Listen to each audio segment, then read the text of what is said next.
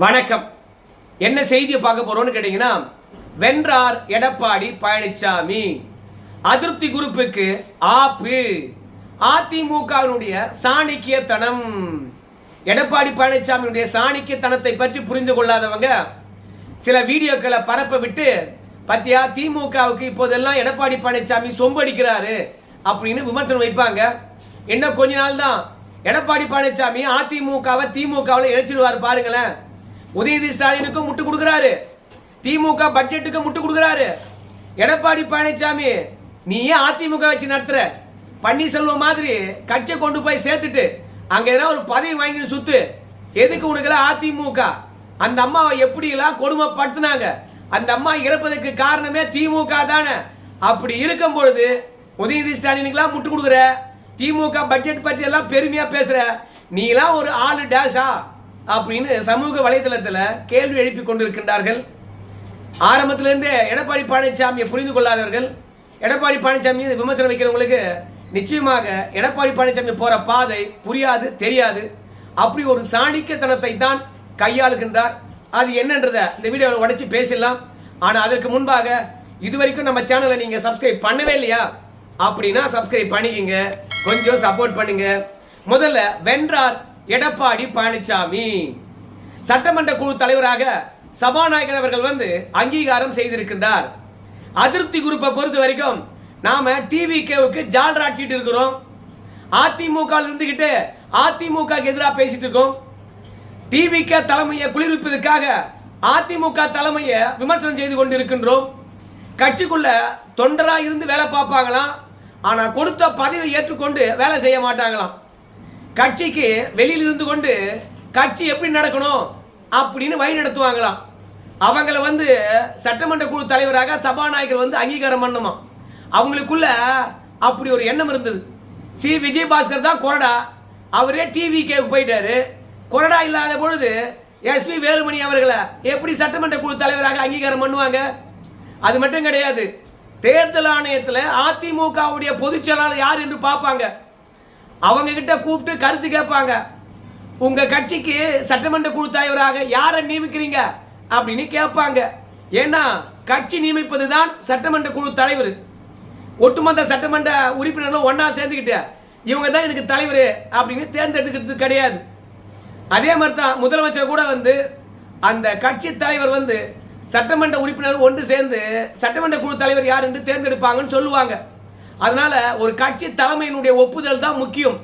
அதன் அடிப்படையில் பார்க்கும்போது எடப்பாடி பழனிசாமி தான் சட்டமன்ற குழு தலைவர். எப்படியா இருந்தாலும் சரி, இந்த சட்டமன்றம் முடிகின்ற வரைக்கும், குறிப்பா 5 ஆண்டு காலம் முடிகின்ற வரைக்கும் எடப்பாடி பழனிசாமியும் அங்கீகாரம் பண்ண மாட்டாங்க, எஸ்பி வேலுமணி அவர்களையும் அங்கீகாரம் பண்ண மாட்டாங்க. எடப்பாடி பழனிசாமி அதிமுக என்று பேசினார்னா உடனே அதுக்கு எதிராக அதிமுக பேனர்ல இருந்துகிட்டு எஸ்பி வேலுமணி அவர்கள் பேசுவாரு. அப்படி பேசும்போது அதிமுக எதிர்ப்பு நீத்து போயிடும். அதனால கட்சிக்குள்ள இருந்துகிட்டே டிவிகேவுக்கு சொம்படிப்பது, தனி ஆவர்த்தனம் நடத்துவது என்று எஸ்பி வேலுமணியும் சி வி சண்முகமும் கணக்கு போட்டிருந்தாங்க. ஆனா கடைசியில நம்ம ஜேசிடி பிரபாகர் கொஞ்சம் நன்றி விசுவாசம் கொண்டவர். அதிமுக இல்லை என்றால் இந்நேரம் அந்த உயரத்துக்கு வந்திருக்க மாட்டார். அதனால எடப்பாடி பழனிசாமி கொடுத்த மனுவை ஆராய்ந்தாரு, சட்டசபையினுடைய விதிகளை கரெக்டா கடைபிடிச்சாரு. எடப்பாடி பழனிசாமி கூப்பிட்டு கேட்டாரு, ஏன்னா தலைவர் ஒப்புதல் இல்லாம யாரையும் சட்டமன்ற குழு தலைவராக நியமிக்க முடியாது. அது மட்டும் இல்ல, அதிமுகவில் ஒரு 4 எம்எல்ஏக்கள் ராஜினாமா பண்ணிட்டு போயிருக்காங்க. அவங்க எல்லாம் கட்சி தாவல் தடை சட்டத்தில் வர போறாங்க, தகுதி நீக்கம் செய்யணும். அதை பற்றியும் அதிமுக கோடா மனு கொடுத்திருக்காங்க. அது தொடர்பாகவும் எடப்பாடி பழனிசாமியை கூப்பிட்டு விசாரித்துக் கொண்டிருக்கின்றார்கள். எடப்பாடி பழனிசாமி என்ன சொல்றாரோ அதான் நடைமுறைக்கு வரப்போகுது. பதவி ராஜினாமா பண்ணிட்டு டிவிகேல போய் இணைந்த எம்எல்ஏக்கள் இருக்காங்கல்ல, அவங்க தகுதி நீக்கம் செய்ய போறாங்க. எம்எல்ஏ பதவி ராஜினாமா பண்றது எங்க விருப்பம் என்று சொன்னாலும் அவங்க தகுதி நீக்கம் செய்ய வேண்டும் என்று அவங்க எம்எல்ஏ பதவியை ராஜினாமா பண்றதுக்கு முன்பாகவே மனு கொடுத்துட்டாங்க. அப்போ முதல்ல எந்த புகார் போயிருக்குதோ அந்த புகார் மீது தான் நடவடிக்கை எடுக்கணும், சட்டமன்றத்தினுடைய விதி. அப்படி பார்க்கும்போது இவங்க எங்க கட்சியிலிருந்து வேற கட்சிக்கு தாவி இருக்காங்க. கட்சி தாவல் தடை சட்டத்தின்படி தகுதி நீக்கம் செய்யணும்னு சொல்லிட்டு அந்த புகார் தான் முதல் புகாரா இருக்கின்ற காரணத்தினால நிச்சயமாக அந்த 4 எம்எல்ஏ பதவி காலியாகுது. அதோட அவங்க தேர்தல் நிற்பதற்கான தகுதியும் இழக்கின்றார்கள். எடப்பாடி பழனிசாமி கூப்பிட்டு நம்ம ஜேசிடி பிரபாகர் மரியாதைக்குள்ள சபாநாயகர் அவர்கள் முடிவெடுத்திருக்கின்றார். எடப்பாடி பழனிசாமியை சட்டமன்ற குழு தலைவராக நியமித்து விட்டார். சட்டமன்ற குழு தலைவராக நியமித்தால் அந்த தலைவர் அதிமுக கொறடா யார் என்பதை முடிவு செய்வார். அதனால அக்ரி கிருஷ்ணமூர்த்தி அவர்கள் தான் கொறடா. கொறடா யார கை காட்டுறாங்களோ அவங்க தான் சட்டமன்றத்தில் பேசணும். அப்படி இருக்கும் போது நம்ம எஸ்பி வேலுமணியால இனிமே தனி ஆவர்த்தனம் பண்ண முடியாது. தவேகாவுக்கு ஜாலரா அடிச்சாலும் சட்டமன்றத்தில் தனி இடம் கிடைக்காது. அப்படி தனி இடம் கிடைக்கணும்னா அவரு நான் அதிமுகவில் இல்ல தனித்து செயல்படுறேன் அப்படின்னு சொல்லணும். தனித்து செயல்பட்டார்னா பதவி அப்படியே இருக்கும். ஆனா நான் டிவிகேவுக்கு போய் சேர்றேன்னு சொல்லிட்டு போனார்னா பதவி போயிடும். மொத்தத்துல எடப்பாடி பழனிசாமியை பொறுத்த வரைக்கும் எஸ்பி வேலுமணிக்கு பெரிய ஆப்பு, சி.வி. சண்முகத்துக்கு பெரிய ஆப்பு வச்சிருக்கிறாரு. எடப்பாடி பழனிசாமி சட்டமன்ற குழு தலைவர் ஆனதுனால அடா டிவிகேவுக்கு வழிய போய் நம்ம ஆதரவளிச்சோம். ஆனா அவனுங்க என்னன்னு கேட்டீங்கன்னா எடப்பாடி பழனிசாமிக்கு ஆதரவா செயல்படுறானுங்களே அப்படின்ற எண்ணம் மட்டும்தான் எஸ்பி வேலுமணிக்கு சி.வி. சண்முகத்துக்கும் உள்ள இருக்கிறது. கூட இருந்தே கருவத்துட்டாங்களே இந்த விஜய் கட்சிக்காரங்க, இவங்க எப்படா நம்மளை கட்சியில சேர்த்துக்க போறாங்க அப்படின்னு எஸ்பி வேலுமணியும் சி.வி. சண்முகமும் அவருடன் இருக்கக்கூடிய குரூப்பும் பதவி ராஜினாமா பண்ணா கூட டிவிகேல சேர்த்துக்க மாட்டாங்க போலக்குது அப்படின்னு தயங்கி நிற்கிறார்கள். விஜய் ஏற்கனவே சொல்லிட்டார், எஸ்பி வேலுமணியும் வேணா சி.வி. சண்முகம் வேணா, அதிமுக எந்த சட்டமன்ற உறுப்பினரும் நமக்கு தேவையில்லை அப்படின்னு நிராகரித்து விட்டாராம். அதனால போக்கிடம் இல்லை, போக்கு இடம் இல்லை. அதனால இப்ப கதறுகின்றார்கள். ஏன்பா திமுக போக வேண்டியது தானே அப்படின்னு சொல்லிட்டு நீங்க நினைக்கலாம். எடப்பாடி பழனிசாமி பட்ஜெட் முடிந்து வெளியே வந்து நேற்று பேட்டி அளித்தார். அந்த வீடியோவை நீங்க பார்த்துட்டு வாங்க. ஏன்னா இந்த வீடியோ வச்சுக்கிட்டு தான் எடப்பாடி பழனிசாமி திமுகவுடைய சொம்பா மாறிட்டாரு. அதனால கட்சியை கொண்டு போய் திமுக இணைக்க போறாரு அப்படின்னு சொல்லிட்டு இருக்காங்க. அதனால அந்த வீடியோ நீங்க பாத்தீங்கன்னா தான் எடப்பாடி பழனிசாமி என்ன சொல்லிட்டாரு விஷயம் தெரியும். நானும் உங்களுக்கு தெளிவா விளக்க முடியும். வீடியோ பார்த்துட்டு வாங்க. ஓவராலா இந்த பட்ஜெட்டுக்கு எவ்வளவு பேர் மார்க் கொடுப்பீங்க? ஓவராலா கொடுக்கணும், பூஜ்ஜியம் கொடுக்கலாம், அவ்வளவுதான் கொடுக்க முடியும். இல்ல என்ன இருக்குது பட்ஜெட்ல? நீங்க அத்தனை நிறுவனங்களுக்கும் தெரியும், இங்க இருக்கிற பத்திரிகையாளர் ஊடக தலைவருக்கும் தெரியும். ஒவ்வொரு பட்ஜெட்டும் போது நாங்க வந்து பேட்டி கொடுக்கிறோம். அண்ணா திமுக ஆட்சியில் எப்படி இருந்தது, திமுக ஆட்சியில் எப்படி இருந்தது, இப்ப இருக்கிற ஆட்சி என்ன, இதையெல்லாம் நீங்க பிரிச்சு பார்த்தாவே இதுக்கு நீங்களே மார்க் போட்டுக்கலாம். எடப்பாடி பழனிசாமி பொறுத்த வரைக்கும் தமிழக வெற்றி கழகத்துடைய பட்ஜெட்டுக்கு எவ்வளவு மார்க் போடுவீங்க அப்படின்னு கேக்குறாங்க. அதுக்கு எடப்பாடி பழனிசாமி சொல்றாரு, 0 தான் போடணும். என்ன இருக்குது? திமுக திட்டங்கள், அதிமுக திட்டங்கள் பெயர் மாத்தி பட்ஜெட்டை விட்டுருக்காங்க. மொத்தத்துல இந்த பட்ஜெட்டுக்கு 0 மார்க் தான் போடணும். நீங்க 0 மார்க் போறத பத்தி தப்பா நினைக்காதீங்க. அதிமுக பட்ஜெட் பாருங்க, திமுக பட்ஜெட் பாருங்க, அப்புறம் உங்களுக்கே தெரியும் இந்த பட்ஜெட்டுக்கு எவ்வளவு மார்க் போடணும்னு சொல்லிட்டு அப்படின்னு. அப்படி சொன்னதுனால பாரியா அதிமுக பட்ஜெட் எப்படி இருந்ததுன்னு சொல்லிட்டு போயிருக்கலாம். கூடவே திமுக பட்ஜெட் ஏன் சேர்த்துக்கிறாரு? திமுக பொறுத்த வரைக்கும் எடப்பாடி பழனிசாமி நம்ம உதயநிதி ஸ்டாலின் அவர்கள் கைது செய்ததை கண்டித்தாரு. எடப்பாடி பழனிசாமி கண்டித்ததுக்கு அவர் பேரை சொல்லி நன்றி சொன்னாங்களா?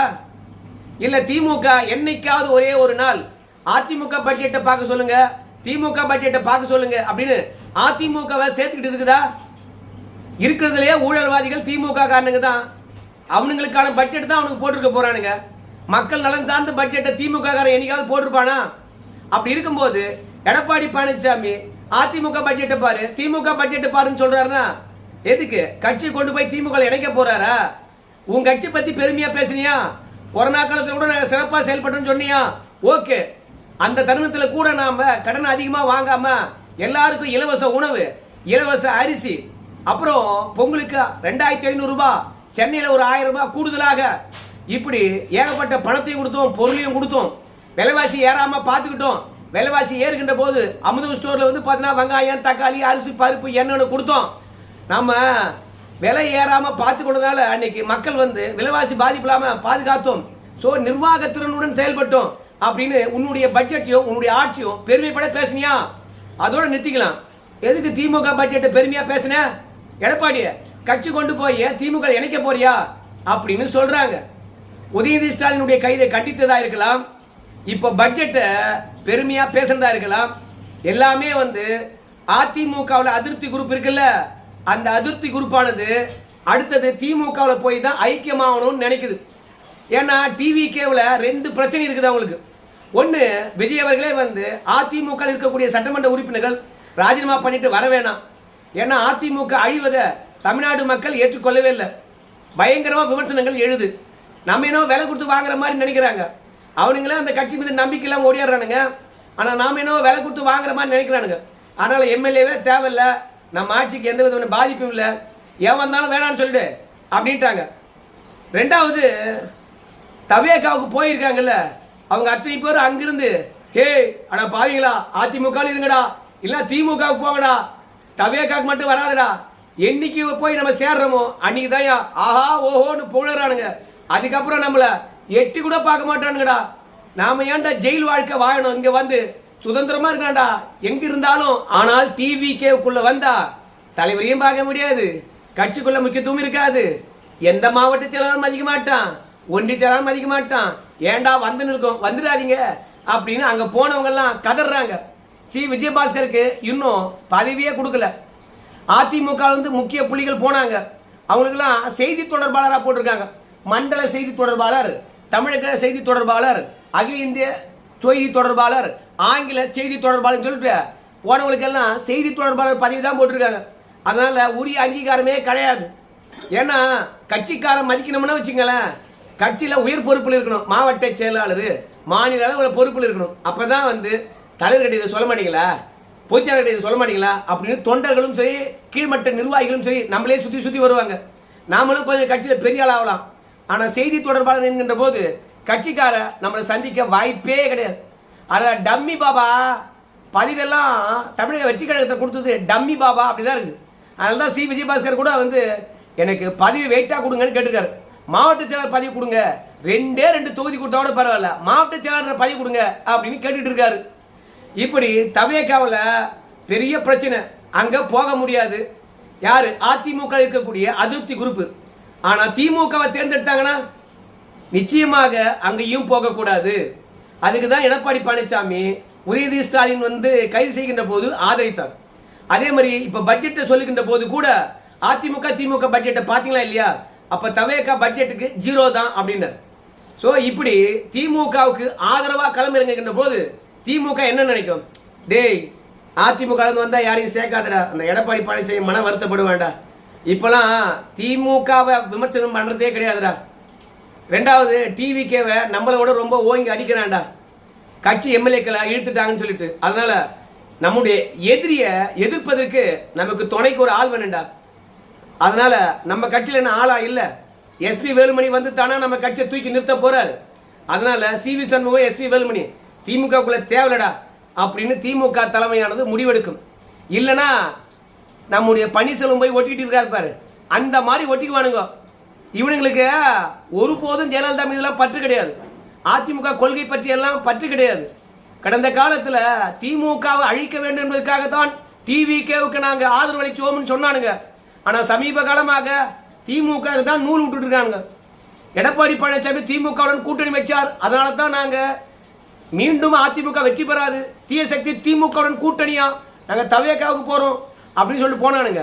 அங்க இடமில்லை என்று சொன்ன உடனே அப்படியே யூட்டன் அடிச்சு திமுக போறானுங்க.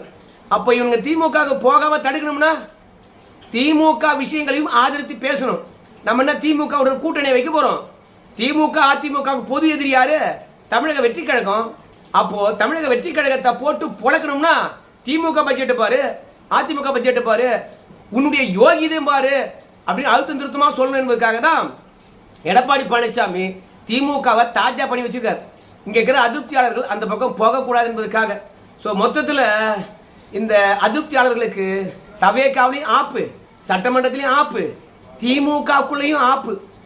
அதனால எடப்பாடி பழனிசாமி திமுகவை தூக்கி வச்சு பேசல, அதிருப்தியாளர்களை நடுவீதி நிற்பதற்காக திமுக பக்கம் இருக்கிற மாதிரி ஆக்டிங் பண்ணிட்டு இருக்கார். ஸோ அரசியல் களத்தில் காலை பிடிக்கிற நேரத்தில் காலை பிடிக்கணும், கழுத்தை பிடிக்கிற நேரத்தில் கழுத்தை பிடிக்கணும். இப்ப திமுக காலில் விழ கழுத்தை பிடிச்சிருக்காரு. எனக்கு எதிராக செயல்பட்ட திமுக ஆட்சி வேணான்ட்டாங்க, தவேகா ஆட்சியும் வேணான்னு சொல்ல போறாங்க. அடுத்தது நல்லாட்சி தந்த அதிமுக தான் வேணும்னு மக்கள் தேர்ந்தெடுக்க போறாங்க பாரு அடுத்த முறை அப்படின்னு சொல்லிட்டு குடும்ப ஆட்சி பார்த்துட்டீங்க, ரெண்டாவது கூத்தாடி ஆட்சியும் பார்த்துட்டீங்க.